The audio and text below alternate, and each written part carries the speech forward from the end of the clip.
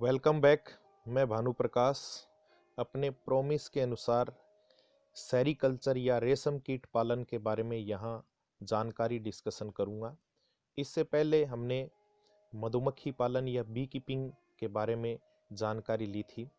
Sericulture एक बहुत बड़ा इंडस्ट्री के रूप में कपड़े उद्योग के अंदर काम में आने वाला एक व्यवसाय है। देखो, इस व्यवसाय की जो शुरुआत है या इस रेशम कीट पालन की जो शुरुआत है वो चाइना से हुई है। इसके इतिहास के बारे में कुछ इंटरेस्टिंग स्टोरी भी है, कैसे इसको खोजा गया था। तो हम इसकी सबसे पहले खोज के बारे में बात करेंगे। चाइना की एक राजकुमारी हुआ करती थी लोटजन। उस लोटजन ने लगभग 2695 बीसी में जो है इस जो सिल्क है उसकी खोज करी थी। हुआ क्या था, एक स्टोरी इसके संबंध में बताई जाती है कि चाइना की ये राजकुमारी अपने बगीचे के अंदर चाय पी रही थी और ऊपर जो एक पेड़ था उस पेड़ पर कोकून जो है वो इसके गर्म चाय के प्याले के अंदर आकर गिर जाती है। जो गर्म चाय का प्याला है उसमें कोकून का धागा जो है वो अलग हो जाता है और इस तरीके से उस धागे को देखकर एक तरीके से बढ़िया जो रेशम है उसको प्राप्त करने की प्रक्रिया की जो शुरुआत है वहाँ से हुई। ये जो है लगभग 2000 साल तक चाइना के द्वारा ये व्यवसाय जो है वो सीक्रेट रखा गया था और काफ़ी कड़े दंड का प्रावधान भी था कि भी इस व्यवसाय से संबंधित जानकारी यदि कोई व्यक्ति शेयर करता है तो उसको मृत्यु दंड भी मिल जाती थी। तो विश्व की जो उत्सुकता के कारण बहुत से देशों ने जो है जासूसी करी, लेकिन उसी जासूसी के अंतर्गत कुछ जासूस जो है वो यूरोप से पादरी बनकर अपने धर्म के प्रचार करने के लिए वहाँ पर गए। लेकिन वहाँ पर उन्होंने जो है इस व्यवसाय से संबंधित जो है पूरी ट्रेनिंग ली और ट्रेनिंग लेने के साथ ही चोरी छुपे जो है एक तरीके से अपनी छड़ी के अंदर अंडों को लेके गए, कुस्तुनतुनिया के अंदर वहाँ चले गए। कुस्तुनतुनिया के अंदर उन अंडों से मतलब सिल्क उत्पादन की प्रक्रिया की शुरुआत हुई और वहाँ से ये यूरोप और एशिया से होता हुआ पूरे विश्व के अंदर ये व्यवसाय फैल गया। तो ये तो कुछ इसके इतिहास से संबंधित इंटरेस्टिंग स्टोरी हुई।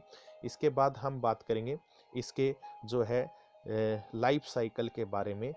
तो लाइफ साइकिल से पहले हम बात करेंगे ये जो है इंसेक्ट क्लास इंसेक्टा और लेपिडोप्टेरा ऑर्डर का ये महत्वपूर्ण जो है कीट होता है। और इसके बारे में हम जो लाइफ साइकिल है उसमें देखें, सबसे पहले ये अडल्ट है।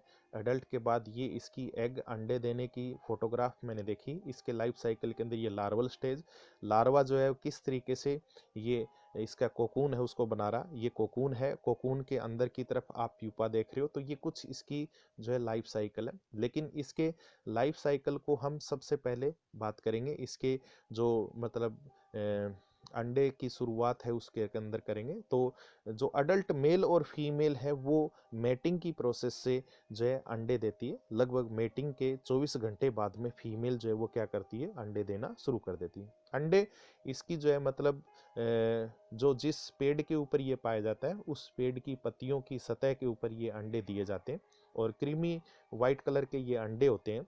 ठीक है, लगभग 9 से 12 दिन के अंदर इन अंडों से जो है लार्वा निकलता है हैचिंग की प्रोसेस से।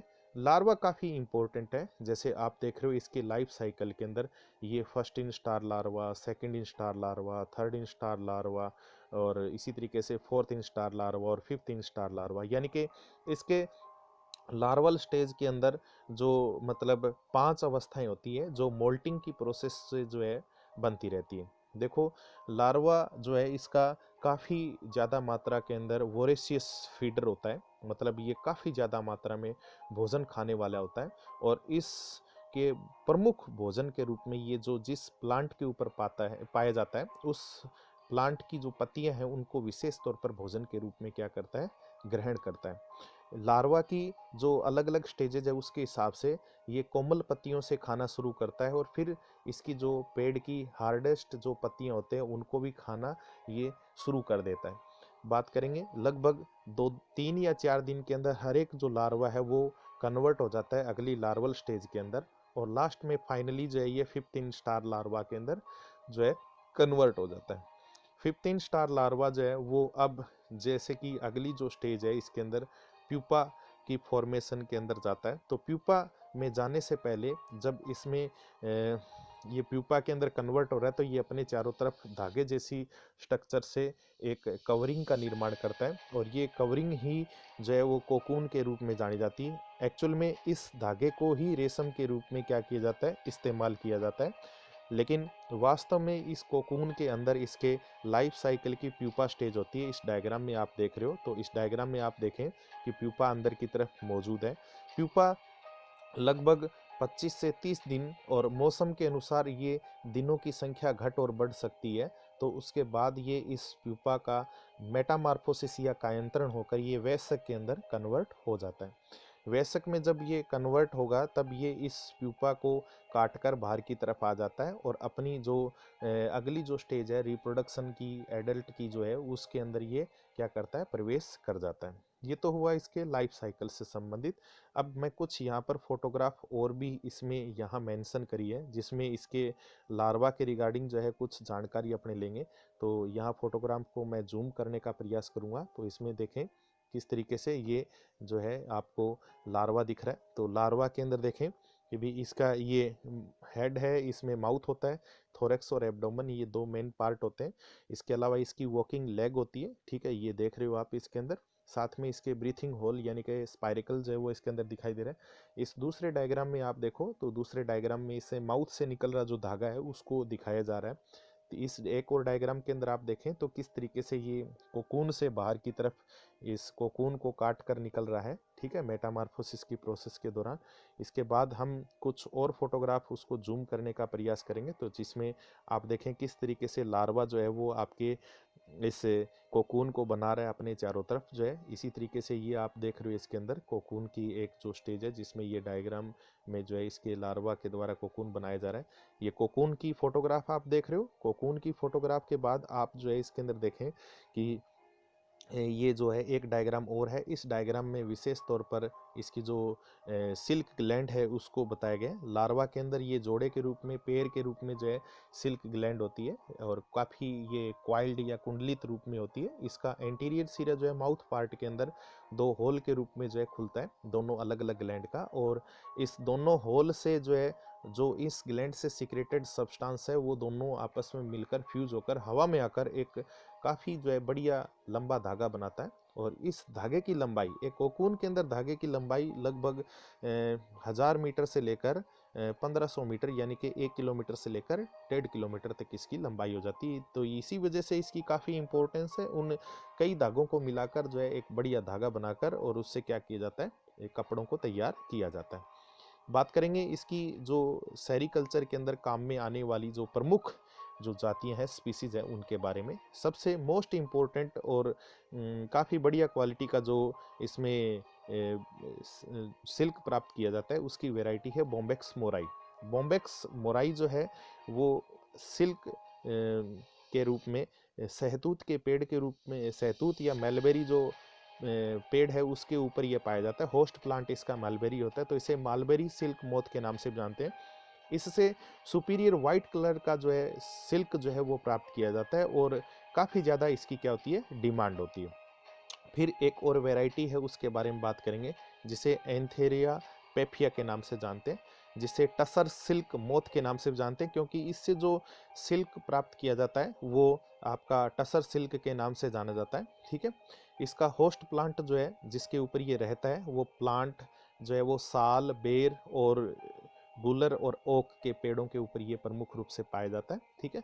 वाइट कलर का जो है इसका सिल्क होता है, लेकिन ये जंगलों में पाया जाता है। इसको आप जो है मतलब एक तरीके से सेरिकल्चर के रूप में डोमेस्टिकेट नहीं कर सकते, ठीक है। तो इस तरीके से ये जंगलों से ही इसके जो कोकून है उसको इकट्ठा करना पड़ता है। इसी तरीके से एक और वैरायटी है जिसे आप एंथेरिया एस्मेनेसिस के नाम से जानते हैं। ये पर्टिकुलरली इंडिया के जो असम जो एरिया है उसके अंदर ये पाया जाता है, ठीक है। इससे मूंगा सिल्क मोथ के नाम से भी जानते हैं, ठीक है। होस्ट प्लांट इसका दालचीनी और मेचिल जो है वो प्रमुख रूप से इसकी जो है मतलब ये होस्ट प्लांट रहेगा। इससे वाइट क्रीमी कलर का जो है सिल्क जो है वो प्राप्त किया जाता है। लेकिन एक और ख़ास बात, ये सेमी डोमेस्टिकेटेड, मतलब इसको आप रेशम कीट पालन के रूप में पाल भी सकते हो, लेकिन ये जंगलों में विशेष तौर पर पाया जाता है, तो इसको जो है मतलब एक सेमी डोमेस्टिकेट की कैटेगरी के अंदर रखा गया। एक और जो है मतलब इसकी वैरायटी है जिसको आप एंथेरिया पेरेनी के नाम से जानते हैं, जिसे ओक सिल्क मोथ के नाम से भी जानते हैं। चाइना और जापान में विशेष तौर पर इसको पाला जाता है और इससे भी काफ़ी बढ़िया मात्रा के अंदर जो है बढ़िया क्वालिटी का जो सिल्क है उसको प्राप्त किया जाता है। ठीक है, इसी तरीके से एक और जो है इसकी वैरायटी है, उस वैरायटी को हम जो है कहेंगे फेलोसामिया रिसिनी, फेलोसामिया रिसिनी। ठीक है, इससे एरी सिल्क मोथ के नाम से भी जानते हैं, इससे जो है एरी सिल्क प्राप्त किया जाता है। होस्ट प्लांट इसका कैस्टर या अरंड होता है। ठीक है, लेकिन बात करें इसके अंदर, इसका जो धागा होता है वो ब्रिक रेड कलर का, वाइट कलर का जो है वो धागा होता है। ठीक है, और काफ़ी मजबूती इसकी अधिक होती है और मतलब चमक, हालांकि शाइनिंग इसकी कम होती है लेकिन इसकी मजबूती काफ़ी होती है, तो इस वजह से अलग अलग जगह इसको अलग अलग तरीके से यूज कर सकते हैं इसके अंदर। एक और इम्पोर्टेंट जो वेराइटी है इसके अंदर वो रह जाती है इसके अंदर, वो रह जाती है थैलोपिया रिलीजियसा, जिसे देवमूंगा सिल्क मोथ के नाम से भी जानते हैं। इसका होस्ट प्लांट जो है वो मैचिलस हो गया और फाइकस हो गया। ठीक है, और इसका जो सिल्क का जो धागा होता है वो काफ़ी हार्डर होता है और हार्डर होने के साथ साथ मजबूत होता है, और फिशिंग नेट यानी कि मछली पकड़ने वाला जो जाल होता है उसको बनाने के लिए जो है इसके धागे को विशेष तौर पर यूज किया जाता है। हम बात करेंगे जो सेरीकल्चर है या अपना जो रेशम कीट पालन व्यवसाय है, उस व्यवसाय के अंदर आपको जो है मतलब क्या क्या बेसिक रिक्वायरमेंट चाहिए। तो उस रिक्वायरमेंट में देखो, सबसे बेस्ट जो इसका सबसे पहली रिक्वायरमेंट है वो एक उचित स्थान, गुड पैलेस, जिसमें आप देख रहे हो कि ऊपर की तरफ ये रूफ दिख रही है, छत दिख रही है, साथ में प्रॉपर लाइटनिंग और एरेनेशन जो है वो आप देख रहे हो कि भी एक तरीके से काफ़ी ज़्यादा मात्रा के अंदर। ये मैं इस डायग्राम को जूम करके दिखा रहा हूँ, ये इसकी जो मतलब पालने का जो स्थान है उसके बारे में बात करी इसके अंदर।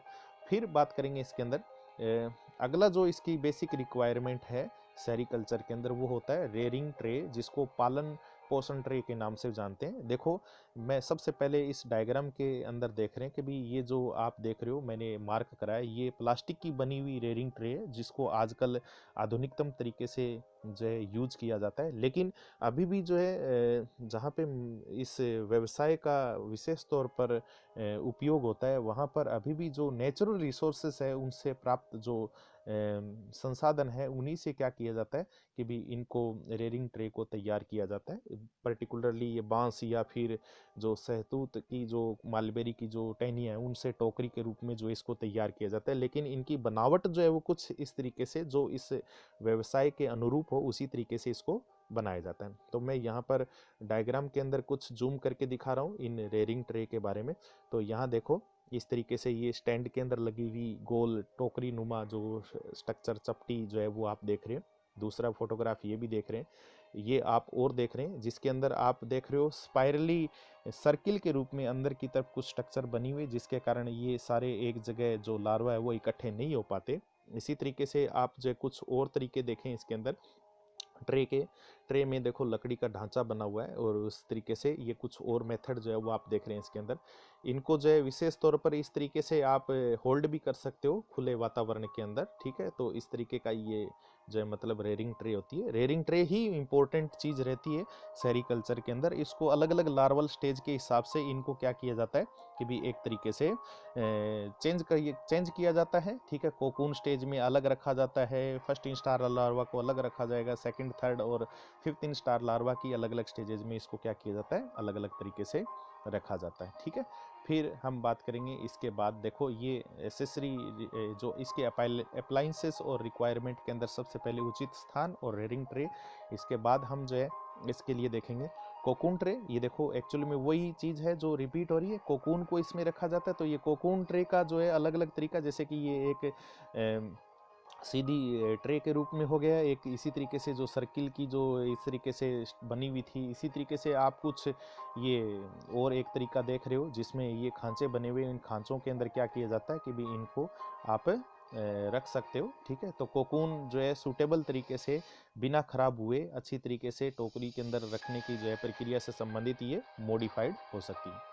फिर देखो इसके अंदर लीफ कटर के बारे में बात करेंगे, तो लीफ कटर एक्चुअल के अंदर जो इनका प्रमुख भोजन होता है लार्वा का, उस पौधे की जो पत्तियां हैं उनको काटने के लिए देखो ये दो तरीके मैंने यहाँ दिखाए हैं। ये आपका मैनुअली तरीके से जो है हाथ से काटने वाली जो लीफ कटर आप देख रहे हो, लेकिन जब इनकी व्यवसाय के तौर पर लीफ को काटना हो तब उसके लिए कुछ स्पेशल टाइप की मशीन जो है उसको भी क्या किया जाता है, लीफ काटने के लिए काम में लिया जाता है। ये अलग अलग तरीके की हो सकती है अलग अलग एरिया के हिसाब से। ठीक है, तो लीफ काटने की जो है वो लीफ कटर की आवश्यकता आपको इस व्यवसाय के अंदर पड़ेगी। ठीक है, इसी तरीके से आप कुछ और बेसिक जो है चीज़ें इसके अंदर देख रहे हो भी, जिस वातावरण में आप इसको पाल रहे हो उस वातावरण की नमी का हमें जो है ज्ञान होना चाहिए। तो उसके लिए आप हाइग्रोमीटर जो है आप हिंदी में इसे आर्द्रताग्राही कहते हैं। देखो हाइग्रोमीटर के अलग अलग मेथड, ये पुराने मेथड के अंदर ये नमी को नापने का तरीका हो गया। इसी तरीके से ये कुछ एनालॉग जो एक तरीके से वॉच है उसमें आप एक तरीके से आप देख रहे हो कि भी नमी को नापने का एक अपरेटस हो गया। लेकिन आजकल जो है डिजिटल रूप में जो है कुछ उपकरण आ चुके हैं, उन उपकरण के अंदर ये सारी इंफॉर्मेशन टेम्परेचर और ह्यूमिडिटी सारा का सारा जो है मतलब एक तरीके से जानकारी अपने को मिल जाती है। ठीक है, हम इस कुछ और जो है रिक्वायरमेंट उसके बारे में चर्चा करेंगे। तो उस चर्चा के अंदर देखो कि भी आपको थर्मामीटर चाहिए। थर्मामीटर जो है जिस हैचरी में या जिस जगह इनको पाला जा रहा है उसके अंदर आप उसका टेम्परेचर जो है उसको नोट करने के लिए आप दीवार के अंदर, साथ में आप ट्रे के अंदर मौजूद जो भी उसके टेम्परेचर है उसको नोट करने के लिए थर्मामीटर को क्या कर सकते हैं, यूज कर सकते हैं। ठीक है, इसी तरीके से आपको ओवन की आवश्यकता पड़ेगी। ओवन आप देख रहे हो। ठीक है, ओवन जो है वो अलग अलग तरीके के आप व्यवसाय के मुताबिक छोटे और बड़े साइज का यूज कर सकते हैं। ठीक है, ओवन का उपयोग बॉइलिंग के रूप में भी काम में लिया जा सकता है, साथ में जो है अंडों को एक स्पेसिफिक टेम्परेचर देने के लिए भी क्या किया जा सकता है, उपयोग में लाया जा सकता है। इसी तरीके से अंडों को एक तरीके से सुरक्षित रखने के लिए फ्रीजर की आवश्यकता पड़ेगी, जैसे कि बैच के हिसाब से अलग अलग जो बैच के हिसाब से अंडों को कुछ समय तक स्टोर भी किया जा सकता है, भाई जरूरत हो उसके हिसाब से अंडों को यूज किया जाए।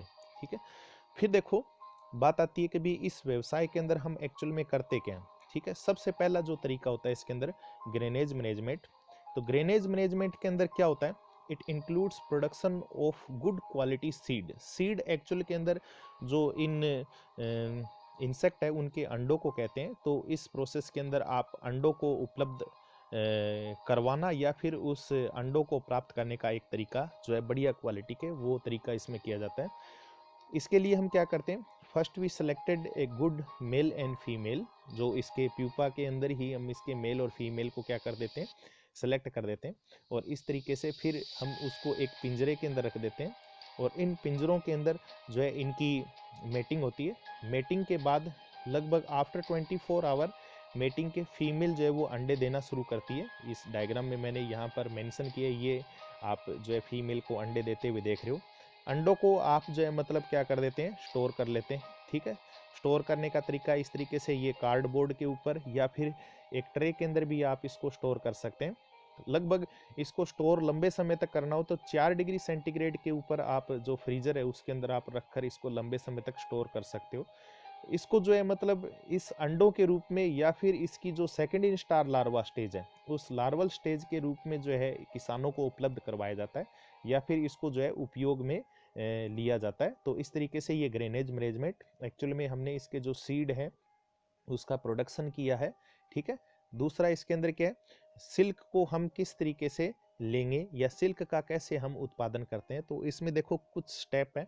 सबसे पहले इसके अंदर क्या होता है, स्टिफलिंग। स्टिफलिंग के अंदर क्या होता है, एक्चुअल के अंदर इस जो इंसेक्ट के जो लार्वा है उस इंसेक्ट के लार्वा को क्या किया जाता है, मारा जाता है। ठीक है, मारने की इस प्रक्रिया के अंदर जो गर्म पानी है उस कोकून को गर्म पानी के अंदर उबाला जाता है, जिसके कारण इसका जो कोकून है वो ढीला हो जाता है। ठीक है, इस प्रक्रिया के अंदर जो धागा जो है वो एक तरीके से दिखाई देना शुरू कर कर जाता है। ठीक है, फिर हम क्या करेंगे, अगला स्टेप रहेगा इसके अंदर रीलिंग। रीलिंग के अंदर क्या होता है कि जो कोकून का जो धागा है वो अनवाइंड करना होता है, यानी कि उस धागे को आप अलग करेंगे और अलग करने के बाद आप उसको बड़े बड़ी चरखियों के ऊपर, व्हील के ऊपर आप क्या करोगे, उसको एक तरीके से लपेटेंगे। ठीक है, और देखो ये एक कोकून के जो है मतलब किस तरीके से धागे को अलग किया जा रहा है, उसको एक तरीके से इकट्ठा करके और इसको जो है मतलब बड़ी बड़ी जो रील है उनके ऊपर जो है, या बड़े बड़ी जो व्हील है उसके ऊपर इसको क्या किया जा रहा है, एक तरीके से लपेटा जा रहा है। तो ये मतलब आपका जो है ये धागा आपका मिला इसके अंदर।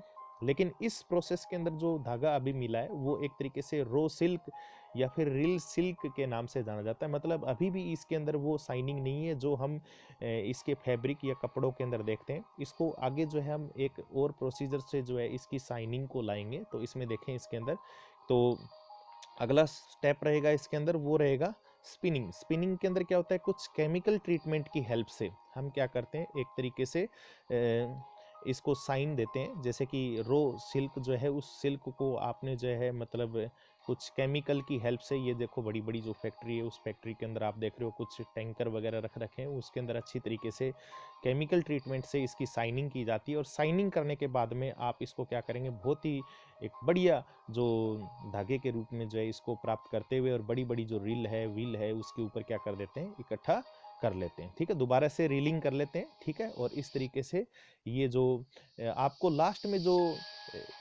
में अभी जो इसको प्राप्त जो रेशम है, इस रेशम को आप स्पेसिफिक नाम देते हैं, स्पन रेशम के नाम से आप इसे क्या कहते हैं, जानते हैं। स्पन सिल्क के नाम से क्या करेंगे, इसे जानेंगे इसके अंदर। ठीक है, अब बात करेंगे यूज ऑफ सिल्क। सिल्क का उपयोग क्या है, जैसे कि आप बहुत सी जानकारियां इसके संबंध में रखते हैं। देखो इसके यूज के अंदर सबसे पहले हम देखेंगे इसके अंदर for making cloth such as dresses, ties, gloves, shirt, trouser और साड़ीज।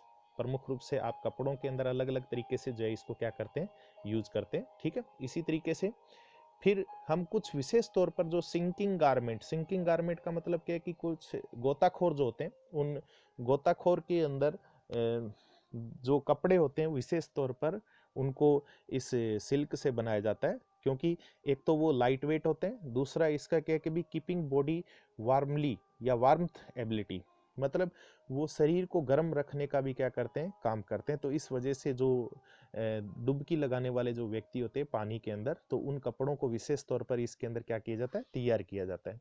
फिर बात करेंगे इसके अंदर क्लॉथ जो है उसकी स्पेशलिटी, मतलब इस रेशम से बने हुए जो कपड़े हैं उनकी विशेषताओं के अंदर हम क्लॉथ्स आर लाइट वेट, हल्के होते हैं, और हाइपो एलर्जेटिक। हाइपो एलर्जेटिक मतलब क्या है कि भी इससे कुछ व्यक्ति ऐसे होते हैं जिनको कपड़ों से जो है मतलब एलर्जी होती है, तो उन व्यक्तियों को विशेष तौर पर सिल्क के कपड़े दिए जाते हैं। तो उसमें बहुत ही कम चांस है कि भी जो उनके एलर्जी जो है वो उसके अंदर करे। ठीक है, तो इस तरीके से एलर्जी व्यक्तियों को जो है इनके कपड़ों को विशेष तौर पर यूज किया जाता है। Use in parachute. पैरासूट जो है वो आप देख रहे हो, एक तरीके से ये स्ट्रक्चर आप देख रहे हो जिसमें ऊपर से जो एक ग्लाइडिंग करने के लिए जो हवा से ज़मीन पर आने के लिए यूज़ किया जाता है। तो इसके लिए काफ़ी हल्के कपड़े की आवश्यकता होती है, तो उसको बनाने के लिए जो है मतलब ये सिल्क को यूज़ किया जाता है। लेकिन आज के टाइम में जो है एक नाइलॉन जो फैब्रिक है आर्टिफिशियल सिंथेटिक, उसको भी क्या किया जाता है, सिल्क की जगह यूज किया जाता है। फिर देखो इसके अंदर इसकी एक प्रॉपर्टी होती है non absorbable surgery. Non absorbable property होने के कारण इसको जो है सर्जरी सूचर्स के रूप में काम में लिया जाता है। मतलब आमतौर पे जो स्टिचिंग होती है, टांके लगाने के लिए, जो घाव है उसको एक तरीके से बंद करने के लिए, जो ये आप देख रहे हो भी डॉक्टर के द्वारा घाव को टांके के रूप में बंद करने के लिए इसको क्या किया जाता है, यूज किया जाता है। लेकिन हम कुछ और देखें इसके अंदर, टायर इंडस्ट्री, ठीक है, उनके अंदर भी जो है टायर के अंदर धागे के रूप में इसको इस्तेमाल किया जाता है इसी तरीके से। लेकिन आजकल जो है टायर के अंदर नायलॉन का धागा जो है वो यूज किया जाता है। इसी तरीके से जो आटे की जो मील होती है, उस आटे की मील के अंदर छलनी के रूप में जो है इसको क्या किया जाता है, यूज किया जाता है। हालांकि बहुत सारे इसके उपयोग हो सकते हैं, लेकिन मुख्य मुख्य जो उपयोग हुआ है हमने यहाँ पर इसके शामिल किए। तो इस तरीके से हमने जो है सिल्क के उत्पादन से संबंधित जानकारी ली, और उत्पादन के साथ साथ हमने सिल्क के उपयोग जो है उसके बारे में भी जानकारी ली। उम्मीद करता हूँ आपको वीडियो में काफ़ी जानकारी मिली होगी। इस तरीके की नई वीडियो भी जो है भविष्य में आप जो है मतलब और भी देखेंगे, और ज़्यादा से ज़्यादा मेरे चैनल को सब्सक्राइब कीजिए। तब तक के लिए भानु प्रकाश बायोलॉजी के नाम से जो चैनल है उसको सब्सक्राइब करते हुए आपका धन्यवाद करता हूँ, और फिर नेक्स्ट वीडियो के अंदर नए टॉपिक के साथ में मिलेंगे। तब तक के लिए धन्यवाद।